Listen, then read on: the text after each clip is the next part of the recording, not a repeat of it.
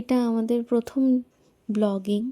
তো 31st রাত্রেবেলা আমাদের এই একটা ছোট্ট করে আমরা নিজেদের মতো করে একটু খাওয়া দাওয়া করবো বলে ঠিক করেছিলাম। এই যে আমার বান্ধবী এবং আমার দাদা চলে এসছে আমাদের বাড়িতে, একসঙ্গে আমরা একটু খাওয়া দাওয়া করবো আর খুব মজা করব বলে। এরপরে রান্নার এই যে প্রিপারেশন চলছে।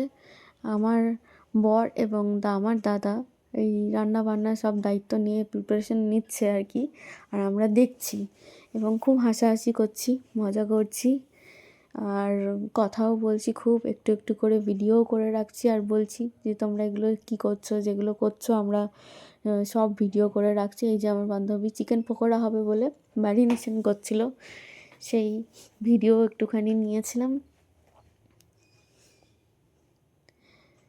এরপরে এটার ম্যারিনেশনের জন্য যা যা লাগে চিকেন পকোড়াতে একটুখানি আমরা পেঁয়াজ, লঙ্কা, চাট মশলা, গোলমরিচের গুঁড়ো এসব দিয়েছিলাম আর একটা ডিম ফাটিয়ে দিয়েছিলাম।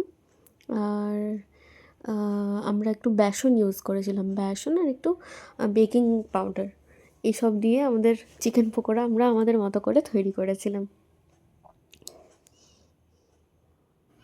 এরপর শুরু হয়েছে আমাদের অনেকগুলো মাস পর, যেহেতু আমাদের এইভাবে আবার একসঙ্গে বসে খাওয়া দাওয়া হলো, দেখা হলো, তার জন্য একদম মন প্রাণ খুলে যত কথা বলার, হাসাহাসি করার, চিৎকার চেঁচামেচি, মানে ওই আর কি হুল্লোড় আর কি একটা ব্যাপার ছিল। তো অনেক মাস পর সেটা হলো, খুব ভালো লাগছিলো। এরকম মাঝে মধ্যে হওয়াটা খুব দরকার, তবে একটু মন মেজাজ সব কিছু ঠিকঠাক থাকে, একটু ফুরফুরে ব্যাপারটা আসে আর কি।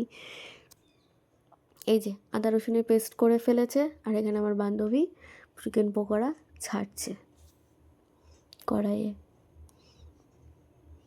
সুন্দর ভেজেছিল, একদম দুর্দান্ত টেস্টও হয়েছিল, খুব ভালো হয়েছিল চিকেন পকোড়া খেতে।